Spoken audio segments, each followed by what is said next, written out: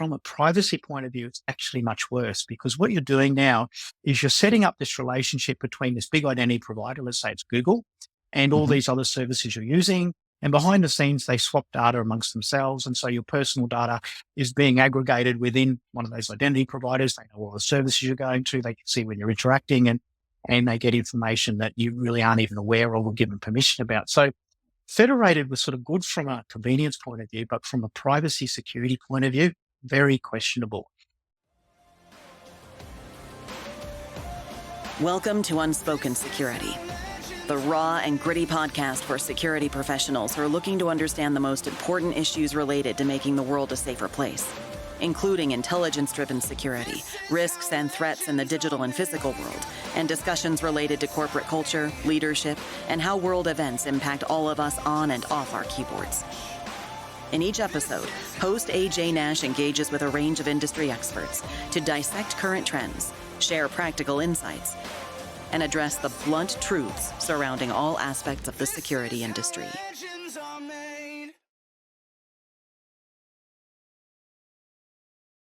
Hello, and welcome to another episode of Unspoken Security. I'm your host, AJ Nash. I've spent about 19 years in the intelligence community, mostly at NSA. I've been building and maturing intelligence programs in the private sector for about 8 years, and I'm passionate about intelligence, security, public speaking, mentoring, and teaching. I also have a master's degree in organizational leadership from Gonzaga University. And the point of that, I'm telling you my background, is for those who haven't tuned in before, is to let you understand what this podcast is about. Here, we're trying to bring all of those elements together along with some incredible guests like we're going to talk about today, and have authentic, unfiltered conversations on a wide variety of topics. It's not your typical podcast. This isn't going to be all polished and edited up. My dog makes occasional appearances. I actually have two around here. Riley's been on a few times. Myrtle has yet to make an appearance. She's a very loud hound, so I try to keep her further away. People argue and debate on this show sometimes. We may swear. I certainly do. That's all okay. Think of the podcast that we're doing here as a conversation you might hear at one of the bars after a long day at any of these large cybersecurity conferences we go to. These are the conversations we usually have when nobody's listening. So today, I mentioned all these great guests. Today, I'm joined by a fantastic guest. His name is Dr. Paul Ashley. He's the Chief Technology Officer at Anonyome Labs. That's a company that brings technology to empower everyday users to interact online and offline in safety, privacy, and control. Paul's responsibilities at Anonyome include product development, emerging technologies, and IP protection. That's patents. He's worked extensively in software product development for over 30 years. He's been providing technical leadership across a range of cybersecurity, privacy, and identity products. And you might notice when he speaks, he has a bit of an accent. He is not probably from the central United States. I believe he may be a little further away. Paul's actually from Australia, and he's fantastic. So with that in mind, with your intro, Paul, did anything I left out, anything you want to add? No, that's great, AJ. And I'm really happy to be here today to talk about probably my favorite topic at the moment, decentralized identity. Well, and I appreciate you being here too. This was, for those who don't know how guests show up on the show, some are planned well in advance and some just sort of pop up. And this falls in the latter category. Somebody reached out and had a discussion and said, hey, Paul Ashley, this guy's brilliant. He's got a really cool topic. I think you guys should meet. And we chatted and Paul told me what he wanted to do. And so the topic today is, what is decentralized identity and why does it matter? And I gotta be honest, I pride myself on not being unscripted, not being very scripted for the show. I try to keep it as unscripted as possible, which means I don't do a ton of research. Now, part of that's because I like this to be authentic, and part of it is because I'm notoriously lazy. But the challenge was when we started talking, I was a little worried about this one because I was really unfamiliar with the concept of decentralized identity until we met. So I've done a little bit of research and I understand some of it, but the truth is it's an interesting concept. It's pretty new, and I'm not sure everybody knows what we're talking about when we say decentralized identity. So, I mean, we didn't bring you here to listen to me. Paul, can you talk to us about what decentralized identity is? Sure, AJ. So I'll probably have to give you the history first. So Good. Where all this really began is back in the 90s.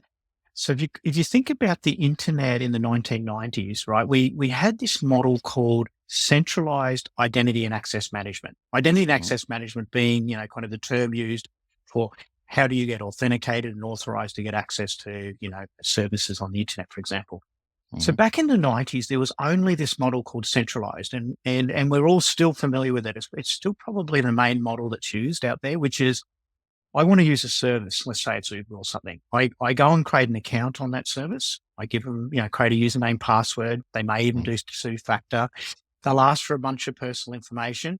And then once I've done all that, I can log in and start to use the service. And that's what they call the centralized approach. And there's a lot of problems with that. One problem is that, we often have, and if I look at my password manager, I have over 200 accounts across the internet.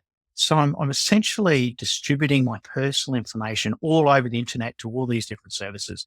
And each of those services is liable to sell my data or have my data stolen from there. And we see every week, different media, talking about, 1 million accounts just got stolen from this company and it's all your personal data. And that's a centralized approach. The other side of it is it's very much password based, which has all its own problems that you'd be aware of. So that takes us up to about early 2000s. And then in early 2000s, there was a new technology called federated identity management. And I can remember way back in the early 2000s, we talked about these protocols like SAML, and then there was OAuth, and there's OpenID Connect. And OpenID Connect is what's most commonly used now. But most of your listeners is probably familiar with that as something called social login. And social login is, rather than going up to a new service and saying, create a new account, it has a little button on there that says, log in with Facebook, log in with Meta, log in with Twitter, one of the big identity providers. And for the user, the reason why a user would do it is because it's more convenient, because you go, oh, I don't have to create a password here. I can just use my login Google to get there. And that was at federation stage. And if you look at that compared to centralized, from a privacy point of view, it's actually much worse, because what you're doing now is you're setting up this relationship between this big identity provider, let's say it's Google, and all these other services you're using. And behind the scenes, they swap data amongst themselves. And so your personal data is being aggregated within one of those identity providers. They know all the services you're going to. They can see when you're interacting, and they get information that you really aren't even aware of or given permission about. So federated was sort of good from a convenience point of view, but from a privacy security point of view, very questionable. And so people today, So if I understand that, no, this is good. So just, I'm a little slow, so I like to make sure I keep up on these things. So we started with this whole centralized concept, right? And as you mentioned, breaches are a huge issue, right? All these databases get breached. We hear it all the time, millions and billions. And I mean, I've been breached more times than I can count. I'm sure most people have. The idea with federated, I've experienced it. We all have, right? The log in with Google or log in with Facebook or whatever, which is really convenient. But it sounds like it's, as you said, it's worse. Now I don't just have to worry about threat actors who are going to break into databases and steal stuff, but the companies themselves have all my stuff now, and they can swap around. Is this when we started seeing, more targeted approaches, even from corporations, in terms of like advertising, and they're pushing things at you because they know your history, right? They know your pattern of life on the internet, so to speak, where you're going. That's exactly right. Exactly right. If you look at a company like Google, virtually all of their revenue is derived from advertising. And why they get that is because they know the most information about users, right? They know 95% of what you'll do, what your interests are, what you're reading, what accounts you're going to. And so it's the ability to know you in a lot of detail, which is their value. So they can then target the right sort of advertising to you. So that's why that's even a little bit more insidious than the centralized, right? It's more insidious because without really you giving any permission, there's this exchange of information between what we call that identity provider and those service providers that you're going to. And so personally, I never use federated single sign-on, never do a login with Google or login with Facebook or anything like that, because I understand that it's really just a way to aggregate more data about you. Right. And so that's really that's a really good educational point. I want to make sure people hear that one. This guy's an expert on identity management, and he just said, I don't ever use federated, which I'm not going to lie to you. I use it. So I'm going to have to make some changes now because I use it sometimes. I don't like it mostly because I don't know which one to use. So some I've got logging in with Google and some I have logging in with, LinkedIn, or I've got all these different ones. So it doesn't help me because it's just more complicated. But I hadn't really thought of it until we started, having this discussion, and I did a little bit of research, and now I'm like, I'm an expert theoretically in something. I don't know, security, intel, take your pick. I know things, at least. I've been around a while.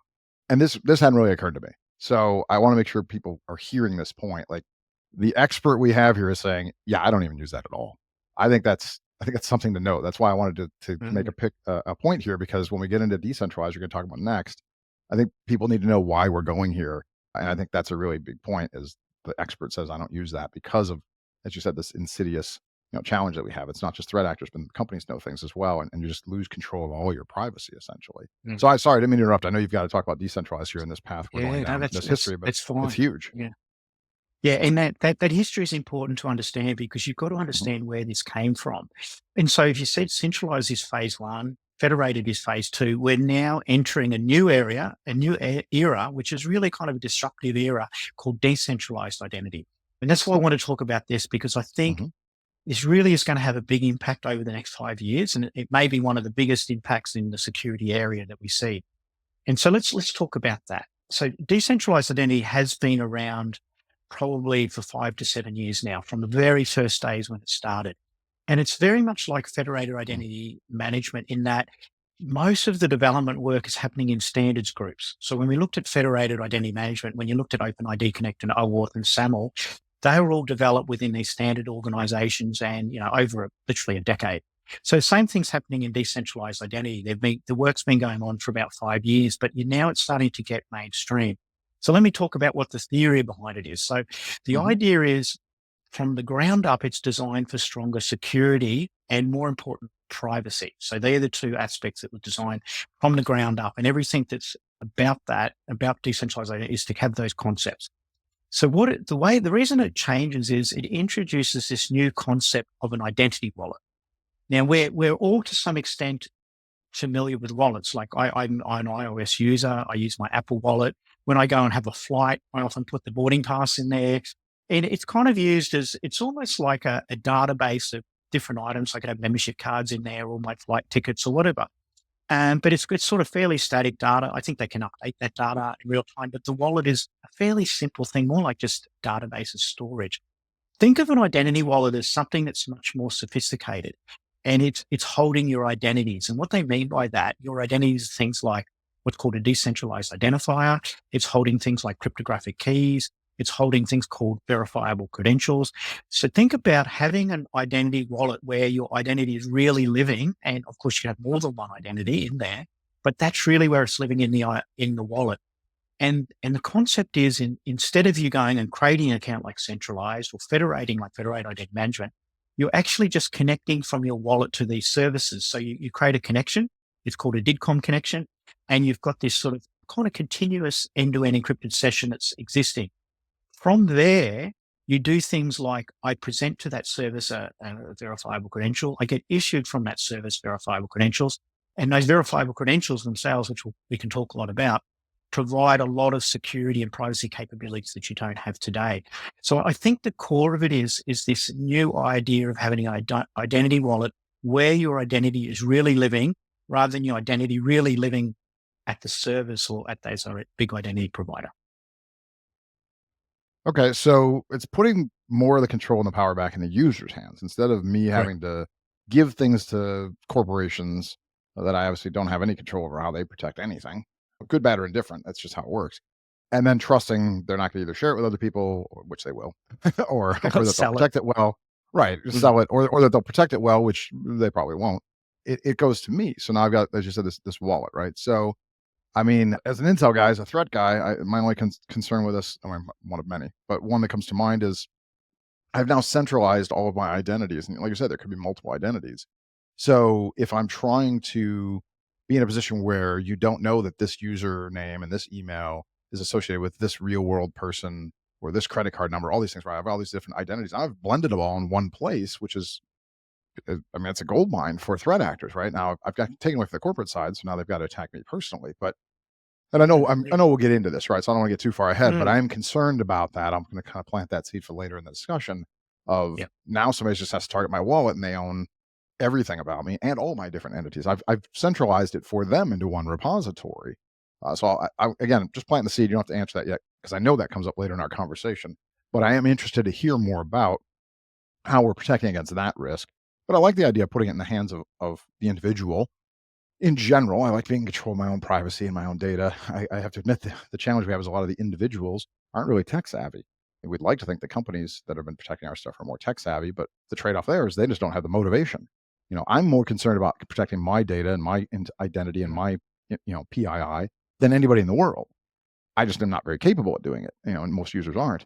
The companies that are capable of doing it don't necessarily care. So I'd love to find a place where both of those things are true, where somebody who's really capable also cares, which I think is where you're headed with this, actually. So I like the history of this. I appreciate it, by the way, for anybody who really understood decentralized identity. Before you tuned in for this, apologize. It's probably been 10 minutes of your time that you'll never get back and you knew this. But for the rest of us, the 99%, I think this was nice to understand how we've gone from this centralized to the federated to the decentralized.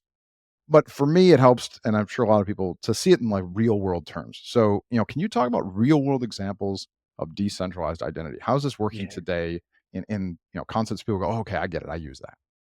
Yeah, and so it's a really good point because the best way to understand it is where it's being used, and it's literally just the last year or so where you're starting to see some projects going into production and being used by kind of normal people. Mhm. So first, before I get into that, let me just talk about the concept of a verifiable credential. So think of a verifiable credential as sort of a digital document, something that was in your wallet. So you've got a driver's license or, membership card, or it could even be your passport, whatever it is, this sort of this document that's in a physical form. Let's convert it into an electronic form. So let's take the driver's license. So you've got an electronic version of your driver's license. Mm. The point of verifiable credentials is it's not just a copy of your driver's license. It is a protected copy. So you can't change it without it's got digital signatures on it. You can't change it without that being detected. But it also has these other properties, and one of them is called selective disclosure. And the driver's license is a really good example. When I go up to a bar, and I sometimes do, particularly when I'm in US and Salt Lake City and where our other office is what happens is they'll say, I just need to see your driver's license. And so you pull out your plastic driver's license. And what they're really after is, I just want to know that you're over 21. And Mhm. so they don't really want your driver's license. They just want to know you're over 21. But what happens is you show them your driver's license. They now know your name, your birth date. They now Mhm. know your home address. They now know what type of cars you can drive, whether you wear glasses and all this. So what you're doing, unintentionally is giving a whole lot of personal information about yourself. So, I'm a lady, I turn up at the bar, I give the bouncer a look at my driver's license, then all of a sudden they know that person's home address and think that's not very good. So let's think about verifiable credentials as this signed document that's living in your wallet, but it Mm. has selective disclosure. So when you walk up to the bar with this driver's license, what you're doing this time is you're presenting from that credential, but you can do things like, I'm only going to prove that I'm over 21. So it says, Mm. all I'm going to do is show to the bar my photo that's in the driver's license and my birth date, for example. And that's what they call selective disclosure. So rather than showing all the 20 fields on your driver's license, I'm only going to show 2 fields. And it actually gets even more sophisticated Mm. than that. Verifiable credentials also support this term called zero knowledge proofs. And a zero knowledge proof says, I'm going to prove I'm over 21, but I'm not even going to give you my birth date. I can prove to you that I'm over 21 without giving you my birth date. So I've even given less information. What I've done is maybe Mm. given my photo so they can see it's you, and then I can prove I'm over 21 and I haven't even given you my birth date. So these are some of the underlying concepts. And it also has other concepts like revocation. So if the credential is revoked, when you go to present it, they can tell that it's revoked and things like that. Mm. So let's put that as the underpinning. So, and I particularly picked driver's license because that's one of the areas of decentralized identity that's really becoming advanced. So if you have a look at the US, for example, there's 20 states will have electronic driver's licenses to put inside a wallet by the end of this year. Mm. And there's usually 2 options they'll give you. One is, I'll give you California as an example. They'll give you an application. It's your mobile driver's application, which is really just a decentralized identity wallet. And they'll put your driver's license in there. That's one option. But the other option is that Apple and Google are becoming what they call MDL enabled in their wallets. I talked about their wallets as being pretty simple, just databases. Well, both Apple and Google are increasing the complexity of their wallet to be able to support the standard that's called MDL or mobile driver's license. And what that means is they can accept a driver's license from, say, the California DMV into their wallet, and you can present it from their wallet. So that's it. That's just a second alternative to Mm. using an application.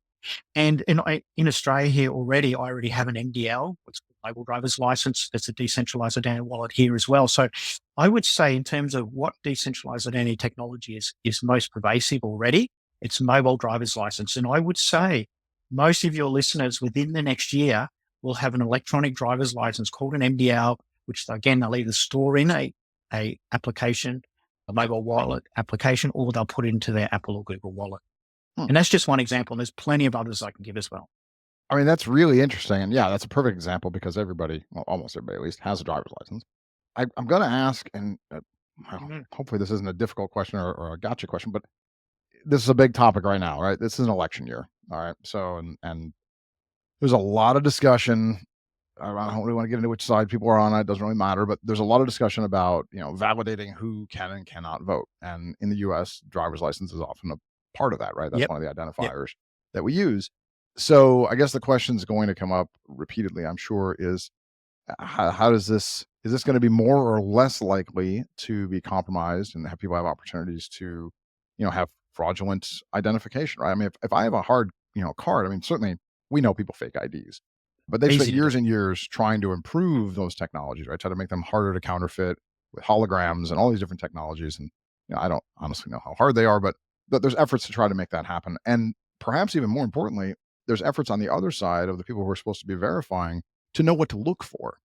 So with the technologies now, I guess the two questions I would have on it is what are we doing, if there's a way to say it in simpler terms for folks Mm. like me, frankly, how are we protecting to make sure this is a valid driver's license? I'm not taking your digital wallet. I'm not, manipulating it in some way. And then the people that have to look at it, are they going to be trained to know what they're looking at? Because if I'm a bouncer at a bar, I know how to look for driver's licenses. I've been taught how to do that, and probably from multiple states even, but maybe only a few. And I've seen, if you've ever been to a bar in the US, if you've got a license from too far away, they don't have any idea if it's real or not. And sometimes they accept it. Sometimes they'll throw you out whether it's real or not. But Yep. how are we going to get that part of it also so that people that are supposed to be validating these things know what they're looking at? Very good question. There's a couple of different questions there. The Hmm. first is, how does the verifier know that this is a legitimate driver's license? So the way that happens is the issuer, let's say it's a DMV, it could be a Utah Hmm. DMV, Californian DMV. When they issue your driver's license into the wallet, they sign it with what's called their issuer private key. The public key is then made available to the verifier. So the verifier will have a list of all of the public keys, for example, of the DMVs around the US. So they'll have, Hmm.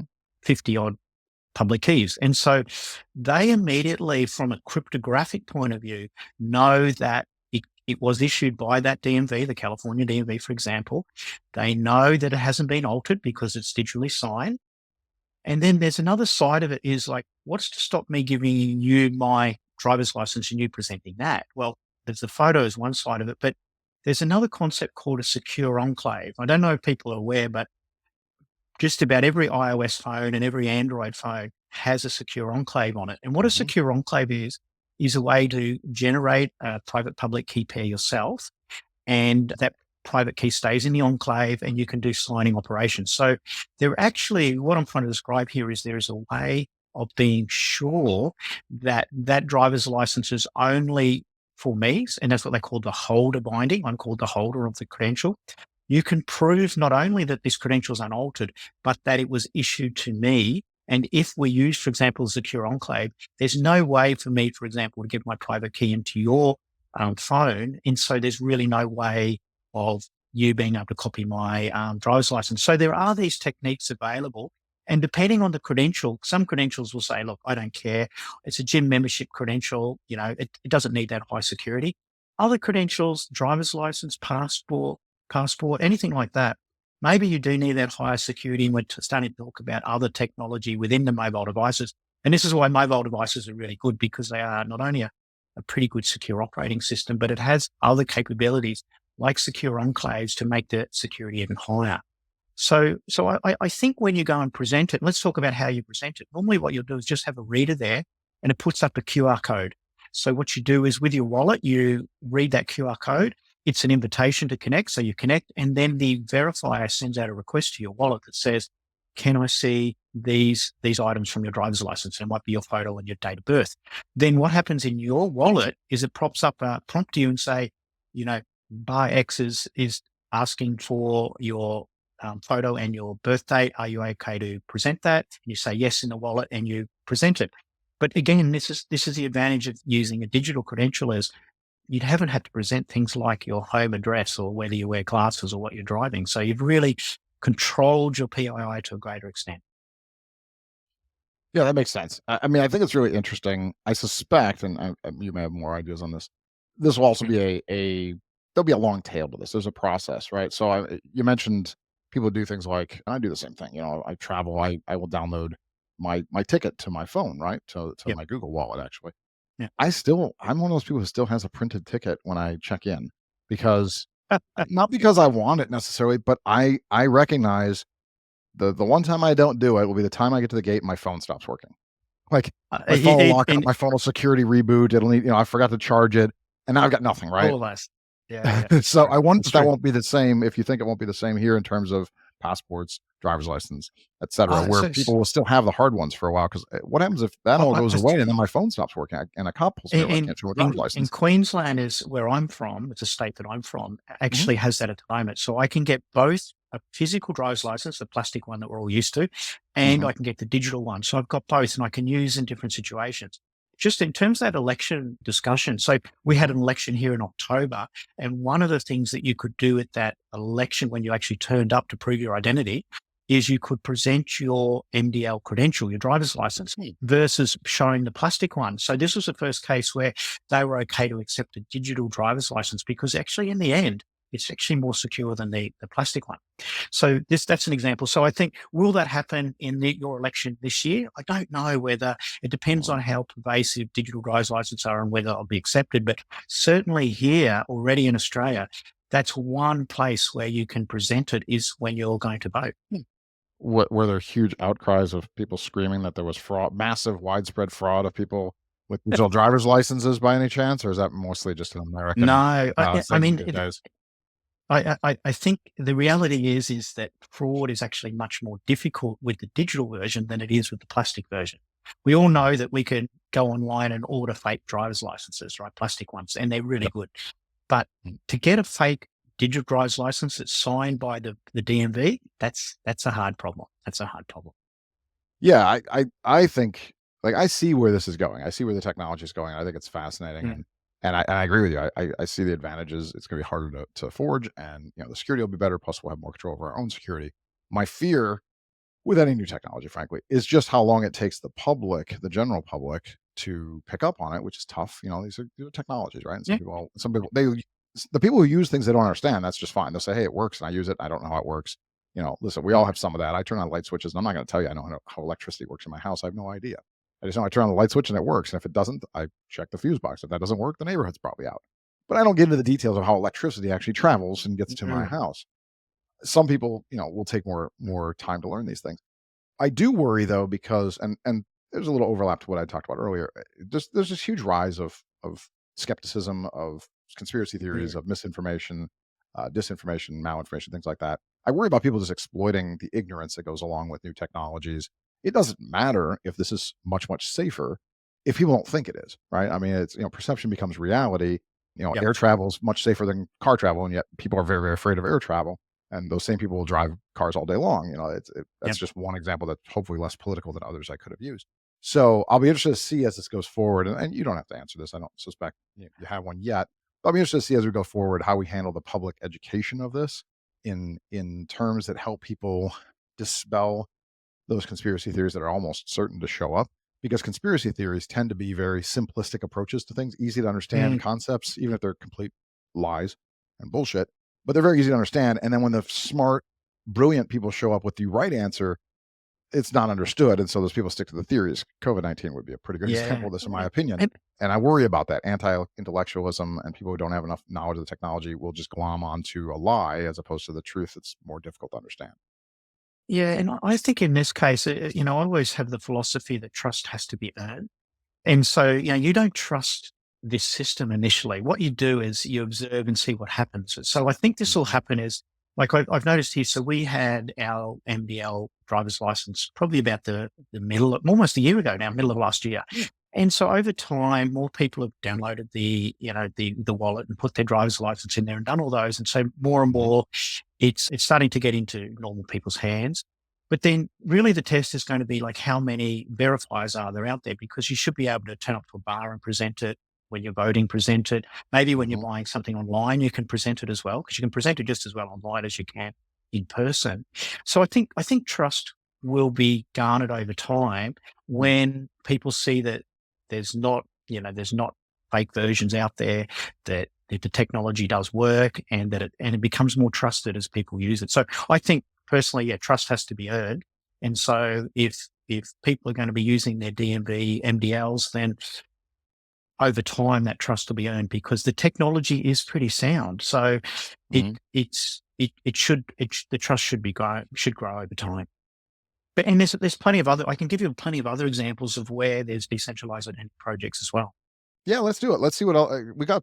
We're in a good spot here time wise, and I'm really interested to get more because the more examples, I think the easier it is for people, certainly for me at least, to understand it, to make it make sense to me beyond the technologies. But yeah, if you've got more ideas and examples of what we're already seeing, I'd love to hear a couple more. Yeah. So another example is travel. As I said, things like Mm-hmm. if you think about when you travel, like when you travel overseas, you've got to have a passport. You might need a visa, and you may even have Mm-hmm. to prove you're vaccinated for yellow fever or whatever it might be, right? So Right. these are normally paper documents, and you have to carry them with you. There's already some projects underway where why don't we turn each of those three into a verifiable credential?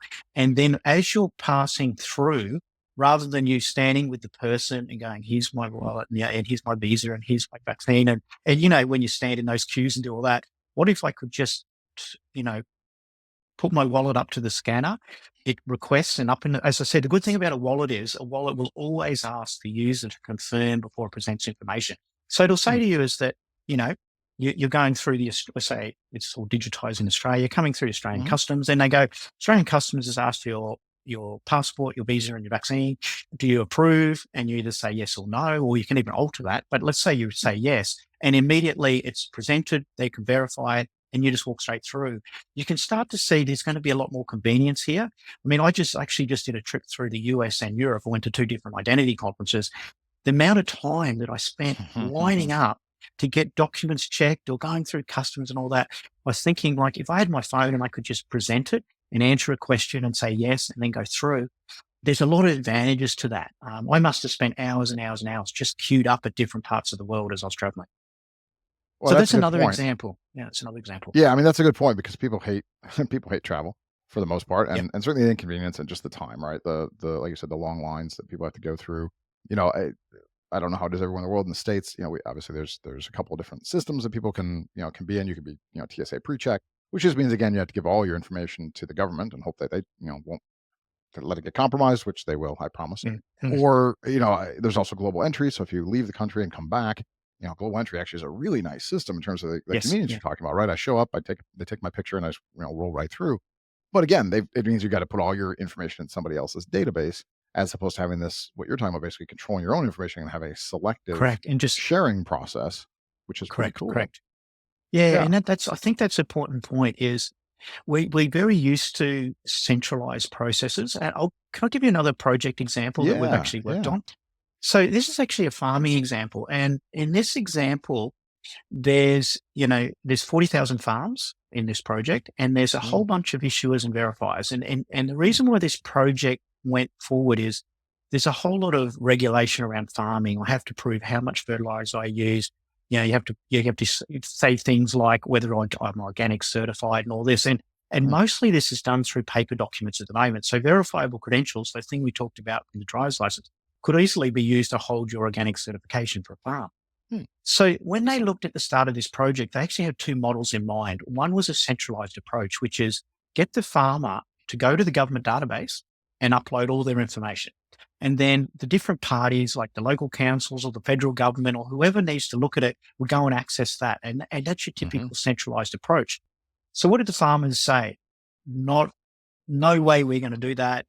There's no way we're going to put all our data up there because this is our personal data. It might be Yep. about what crops I've got, what my farm boundaries look like, how much fertilizer I'm using, but it's my personal information. If I put up in that central database, it's going to be abused. It's going to be stolen. All of those things are going to happen, which Yep. we all used to, right? So again, that's a centralized approach. So the reason they went for decentralized on this project is, again, the farmer holds the information. So if they want to Mm, get organic certified, they go to the organic certifier and give them the information. So the farmers voluntarily give that information to the certifier. The certifier then gives them a verifiable credential that says you're organically certified. Then the farmer then presents that to whoever needs to know they're organically certified, like a wholesaler. mm. So you can see that the data is now living with the farmer. It's not living in some centralized database. In every interaction of that data is going through the farmer and the farmer's giving permission. So it's no different to you presenting your driver's license or your passport.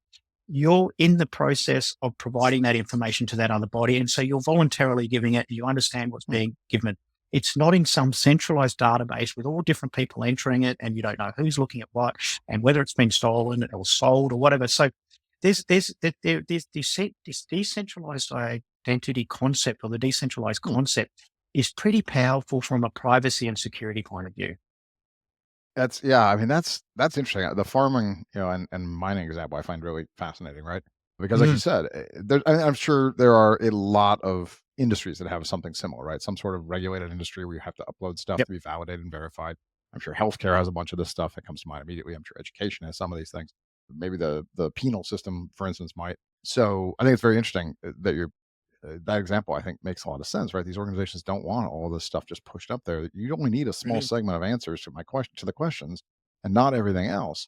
So it makes sense. This decentralized approach versus the centralized approach. I got a question. I know we got to Yeah, get hit into me. actually a standard question that we already prepped for a little bit, but I got a question that I didn't prep you for, so I'm going to ask anyway. That's how the show works. So, do you see a future where this might become, how do I say this? Even more decentralized. So the reason I ask, and maybe you're going to answer this in the next question we talk about, but Mm. again, in doing this, I've now got a wallet that's got all of me in it, right? So if you can compromise my wallet, which we see happen, right? I mean, crypto comes to mind, right? People compromise crypto wallets, Yep. and that's it. You're a crypto millionaire, now you're a crypto zeroaire, and somebody else Yep. has all your Yep. money, all your fake money that they probably won't cash out until they get stolen from somebody else. But you've got all my stuff, right? Do you see an opportunity at some point for that to become more decentralized, but still within my control, right? Where I've got my, it looks centralized to me, but it's actually splitting out into more different segments, or maybe blockchain comes into place. I don't know. Maybe it's being, disassembled someplace within my phone, right? Within my technology, within a storage system. So it's even harder to get to. So even if you got to the wallet, you still don't get to everything. There's That may not be an answer to this yet, I realize, but as I'm just thinking out Yeah. loud here and going through and thinking, I Yep. don't want to be in a position where somebody just gets this. I love the idea that it's not in somebody else's database. If you compromise the post office, I'm not thrilled that you get all of my personal information. I can't control how the postal system protects my information. I don't even know if they're compromised half the time. It takes a long time for organizations to report this stuff. And I'm a professional who does this for a living, so I'll probably see it, but the average person doesn't watch the news every night for every breach. They're numbed to all of it. So I love the idea that you got to come get me personally to get me, which means cuts down on the chances. It's not necessarily going to happen. But I don't love the idea that all my stuff's there. If you get me, you get all of me. So is there thoughts on how to fragment that further so it's decentralized even within my control? Are we not there yet? Am I Yeah, just way ahead? I think it's a very good and pertinent question. And the reason why I think it's a very good question is as I said in that previous example with MDL, that Apple and Google are adding functionality to their wallets such that they can hold these driver's license, right? And that's just the first example, right? So we'll be able to hold, and it's following this ISO standard called MDL, and we've Hmm. implemented it in our wallets. And so you can put your driver's license in there. But where I would caution is as the functionality of those wallets increase, for Apple and Google, right, there will be more kind of incentive for you to go, oh, I've got my gym credential, I've got my passport, I'll put it in there as well and all that. And Hmm. so I think that's the centralized, decentralized approach where I'm using one big wallet to hold all of my credentials and my identities. And and the reason I also caution it being Apple and Google is, these are the data brokers, right? These are the people that have your personal information. By using just this one wallet, are you putting yourself in a position that Apple or Google or Samsung, if you've got a Samsung phone, Hmm. are now able to use the wallet as a way of, following your digital trail? They know what Hmm. credentials you're getting, where you're presenting them, et cetera, et cetera. So there is an item of caution there. So there's probably a couple of answers I'd have. One is that you don't have to just have one wallet. So, for example, I have a Queensland government driver's license wallet. It's got my driver's license in it. I can present that from there. We can be updated and all that. But then when I go to some other application, I can put it into a different wallet. So you could actually have multiple wallets on your phone that's holding different aspects of you, this different Hmm. personas that you have. So you could say, well, this is for anytime I'm using driver's license, I'm going to use this one. Anytime I'm using my passport, I'm going to use this one, this one. And there's different, so you can segment it to different applications within your phone, for example. But Hmm. there's also that point I made earlier about secure enclave Hmm. is the point of the secure enclave is it's to make it such that if you get presented a credential where you've used that secure enclave as your kind of holding private key, it's really becomes very difficult for someone to steal that. Right? And I think that's an important thing because it's not only about your digital trail following you, but can someone impersonate you? So this is why there's a lot of talk. And as I said, I just came back from a conference in Berlin, and a lot of the conference was talking about decentralized identity, and they were very much talking. I went to a presentation where they talked about secure enclaves and why it's important and how that protects you. It gives you that protection that someone can't steal that credential and can't steal that identity because it's linked to this enclave. So there are protections that, but I'm also aware of the privacy concern about centralizing all of your credentials and your identities in a wallet, especially if it's an Apple or Google wallet, and you just providing a different way for them to be able to track what you're doing. So I think we do have to be aware of it. So in any of these technologies, it can also be used for good and it can be used for evil. Yeah, no, I think that's a great point, right? We talk about this constantly with technologies. AI is another one right now. It's a huge. Yes. Everybody's talking about AI. You notice this entire conversation, I haven't asked you where AI fits in. I haven't asked you how you're using AI as a company. I'm not going to either. I mean, you may bring it up on your own, but AI is in everything now. I'm pretty sure that my cheeseburger yesterday was AI was somehow made it better. But I do think it's interesting. Every technology, right? Yes, they can all be used for evil, right? Nuclear technology has done amazing things for the world in terms of power. Also creates very terrifying weapons. So that's the truth across the board. That's the truth in these technologies as well. But I'm glad I appreciate that you've shared some of this already and given us some idea. And it's interesting to see what the next steps will be. Right, there are opportunities to protect these things better, because I think that'll be one of the things people will think about is I'm just going to create a pocket here where somebody can take it. If I leave the house, I bring I got a wallet. You're fine. Right now, or I got. Well, I always bring my wallet with my phone. That's true. That's around here somewhere now too. But I always bring my phone. I always bring my wallet everywhere, right?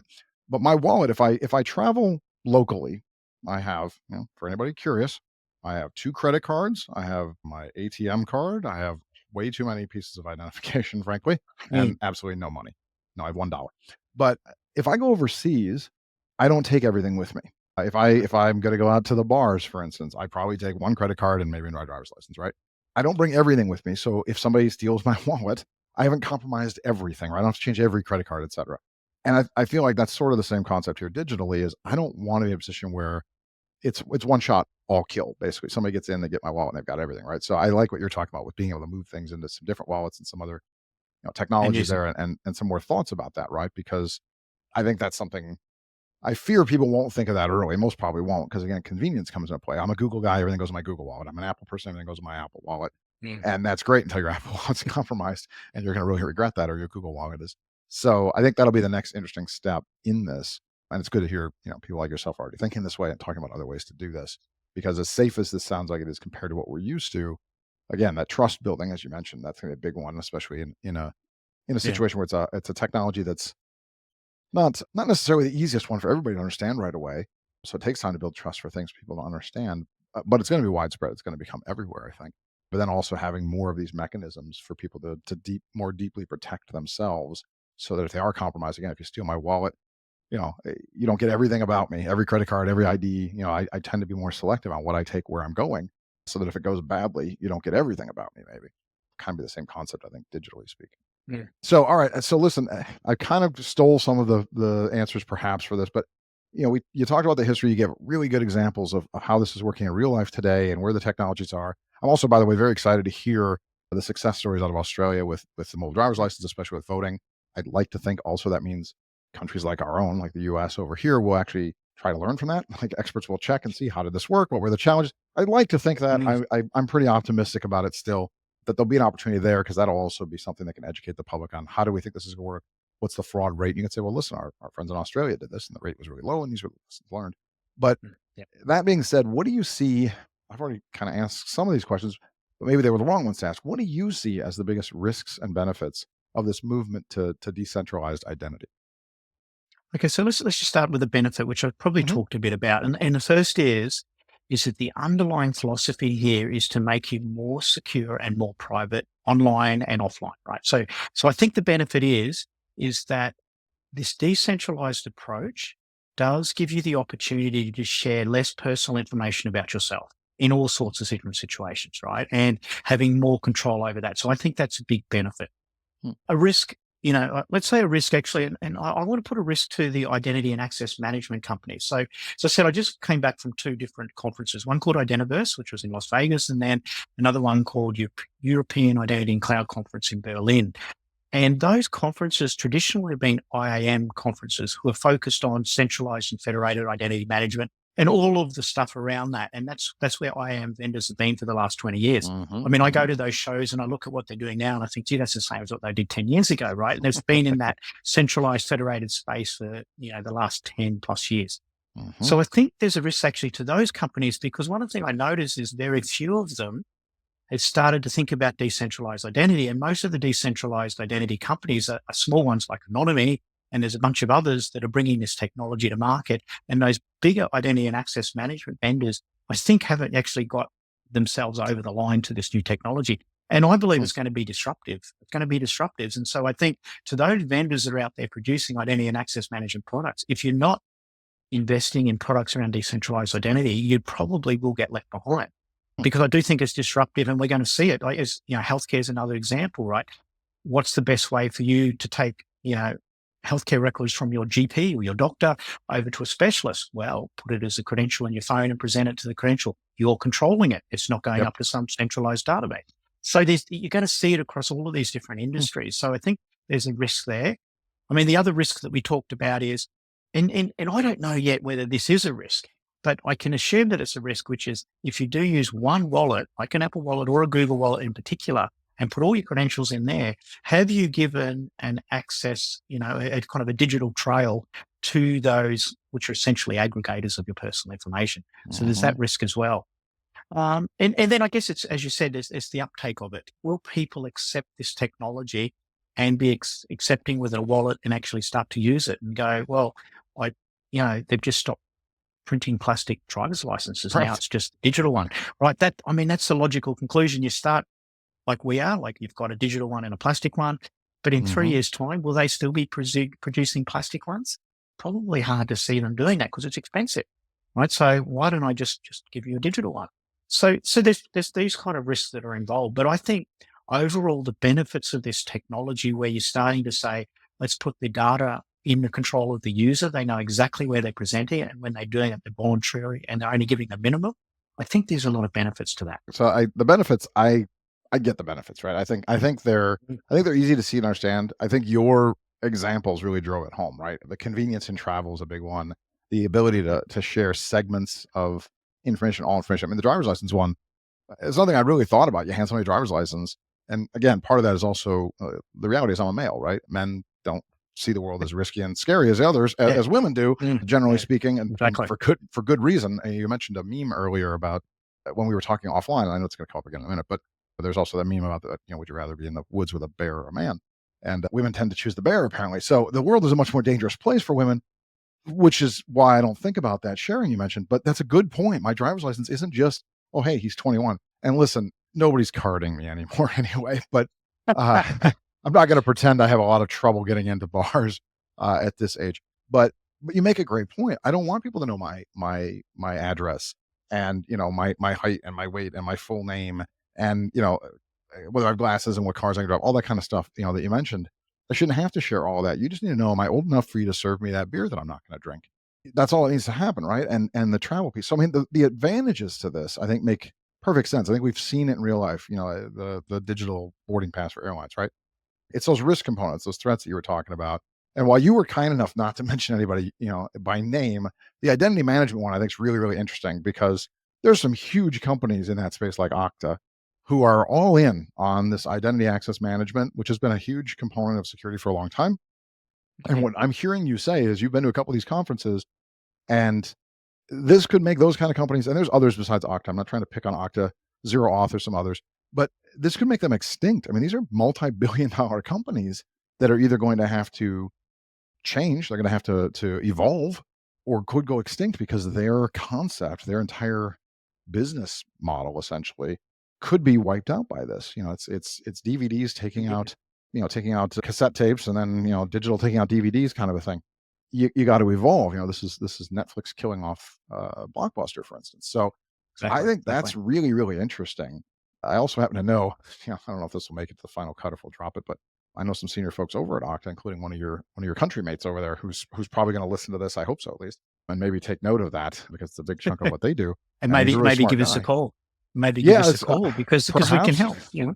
Yeah, It's perhaps. like, It's I'm happy to introduce you to him at some point if you don't already know him.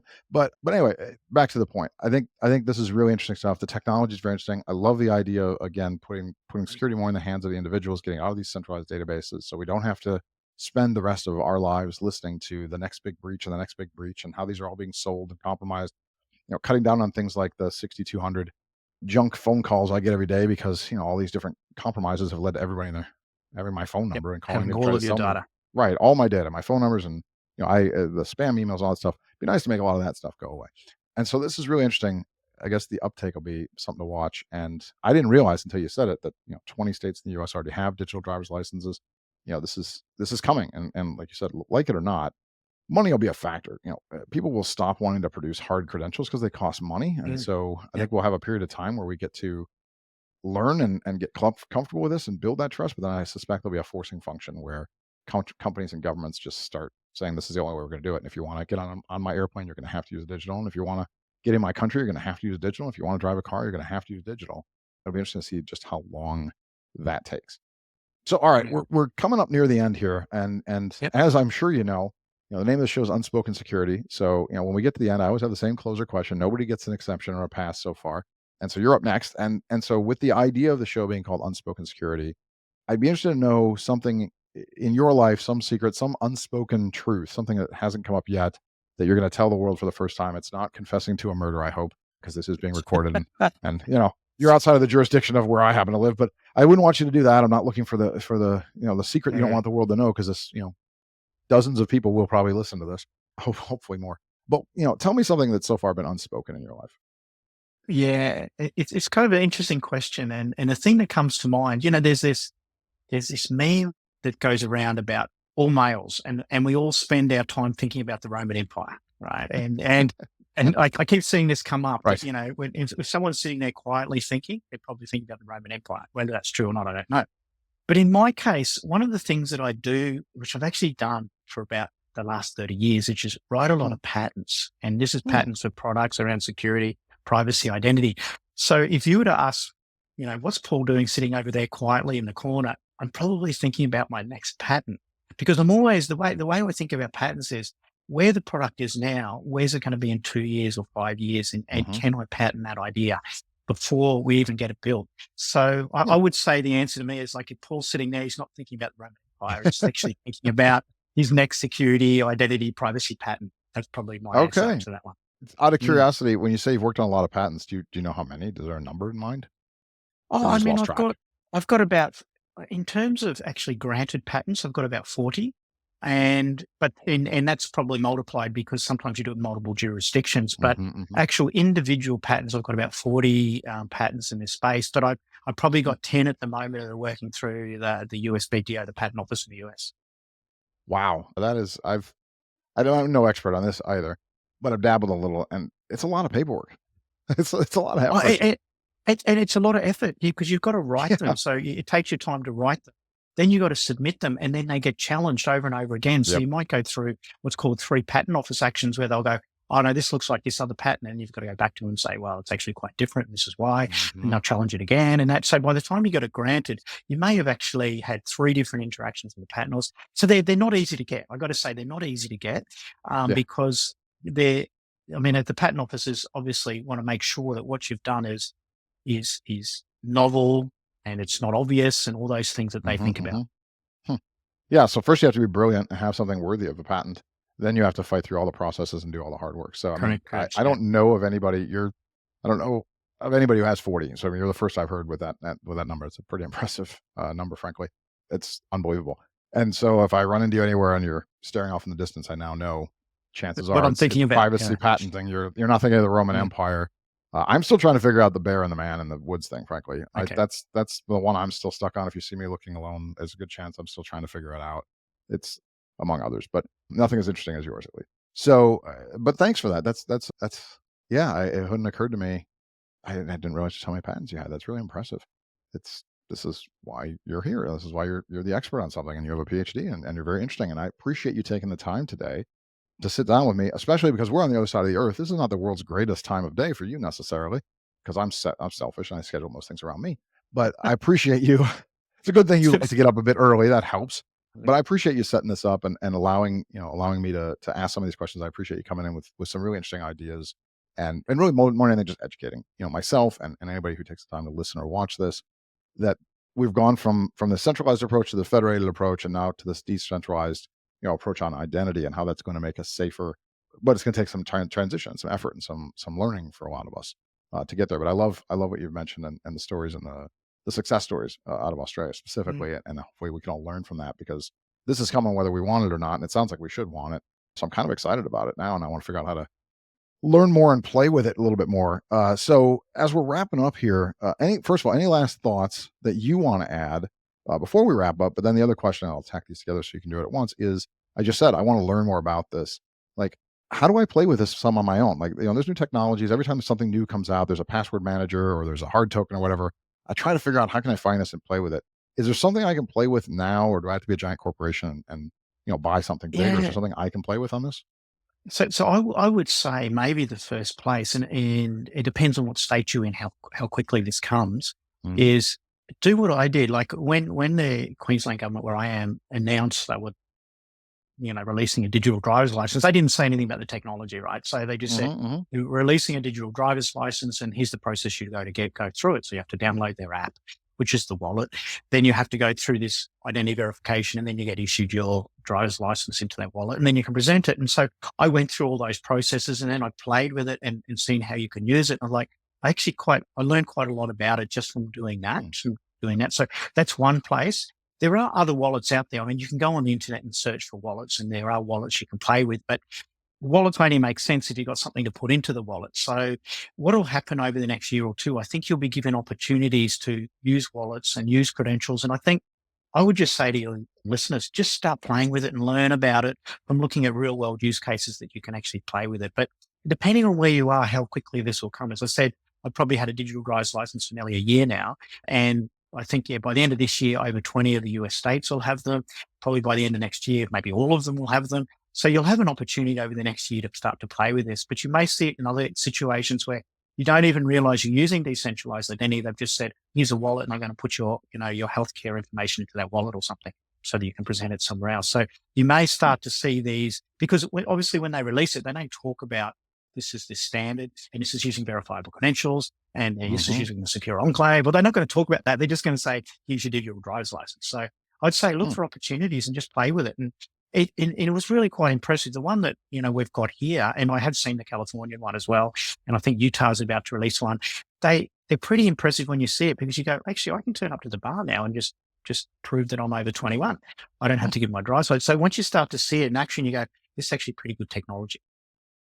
Very interesting. I just, as you were saying that, I did quickly look. I'm in Minnesota. We don't have it yet, but I'm definitely going to keep an eye out for it and see if I can figure out a way to play with some of these technologies, because I think we've got to get ahead.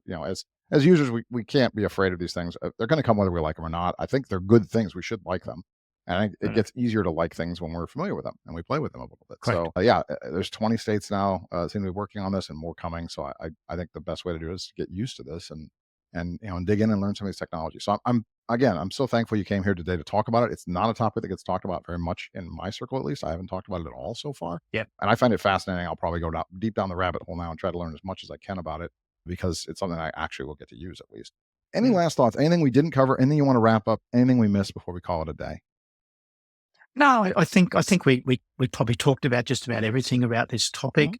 As I said, this is actually something I work on every day. I've probably been in that space for about 4 years now.